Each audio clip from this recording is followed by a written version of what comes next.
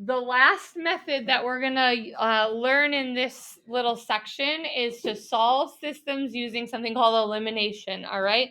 And so elimination means that we want to cancel or eliminate one of the variables to solve for the other one, okay? And so we can only use this if we have exact opposite quantities. And if we don't have exact opposites, we can manipulate them so that we do. So I'm going to start us with the easier ones today, and then we'll get to the more challenging ones on Monday. All right. So the easiest kind to use for elimination, if you see a system and you look at it and you go, oh, this has a positive 5y and this one has a negative 5y, and they are exactly opposite, what you can do is you can actually add them like you would in elementary school, right? You're going to draw a line and you're going to add these equations, all right? So you're going to add 2x plus 6x here and get 8x. And now technically you're going to add positive 5y and negative 5y, and they should knock each other out. What do you get? 0y, right? So I'm going to write it because this is notes. But when you cancel these out, you actually don't even have to write it in. But and then you also have to add the answers. All right. So 17 plus negative 9 gives us what? Positive 8. Now, the part that actually cancels out is 0y, right? Because 0 times anything is 0. So really what we end up with is 8x equals 8. And then we solve it. How do we solve that? Divide by 8. Perfect. So now we know that x is 1. Sorry, I'm glitching. All right. Now, remember, our answer is we're really asking, where do these two lines cross on a graph, right? And so if x equal 1, is that the first part of the ordered pair or the second part? First. So this is x. All right. So x is 1. Now, you can't get away from substitution in this, right? But this is actually easier. If you've got that, it's a faster way to get the first answer. Now, to get the second answer, you look back and you go, okay, which equation looks easier? To me, I would pick the one that's all positive, and you're not going to get away from substitution, but I'm going to put that 1 for x back into the top equation for x, all right? So this you have to substitute and solve then. So I'm going to rewrite that second equation as 2 times 1, right, not x, plus 5y equals 17. All right, well, 2 times 1 is really 2, plus 5y equals 17. And then we solve it. It's just like a two-step equation here. So if I'm trying to solve for y, am I going to cancel the 2 first or the 5? The 2. So I'm going to subtract 2 from both sides. Cancel there. So now I've got 5y equal 15. And then the last step is to do what? Divide. Good. And so then I end up with y equal 3, and that's where they cross. They cross at 1, 3. Okay? It's actually the fastest method if they're not both in y equals and you can't throw them in your graphing calculator. If there's opposites, this is the fastest method. All right? Let's do it again. And again, we're going to skip the story problem. We'll come back to that on Monday.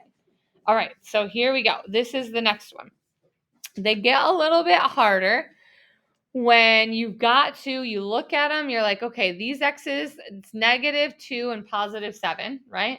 And then these y's, I have positive 15 and negative 5. So those aren't opposites either, and my answers aren't opposites. So what you can do is you can multiply one or both of the equations to make them opposite. The key is you have to multiply all the way across. So if you look at this, what could I multiply this negative 5y by so it would cancel to be 15? 3, right? So this is what we do. We identify that, right? And we look at it and go, all right, I'm going to multiply the whole thing by 3.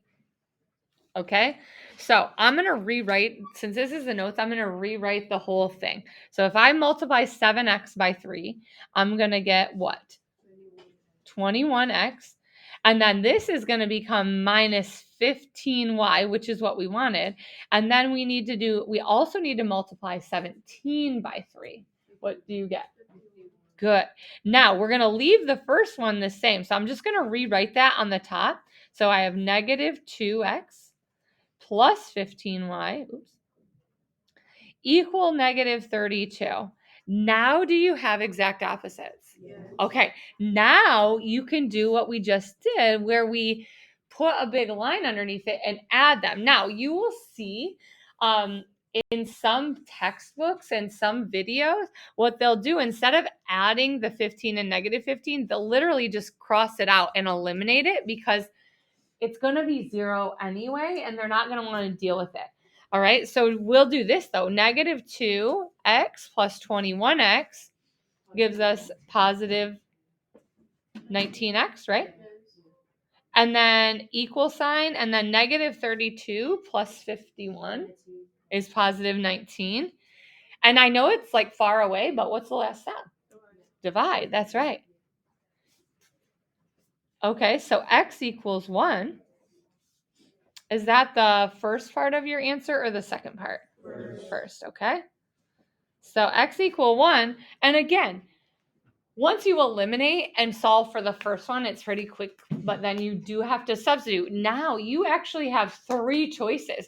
You can substitute into this one, you can substitute into this original one that we changed, or you can substitute into the one we changed. They all should end up being the same answer. So you look at the one that you think is the easiest. It doesn't matter. I'm actually going to pick this one right here that we changed, but I'm going to use x as 1. So I'm going to do 7 times 1 minus 5y equals 17.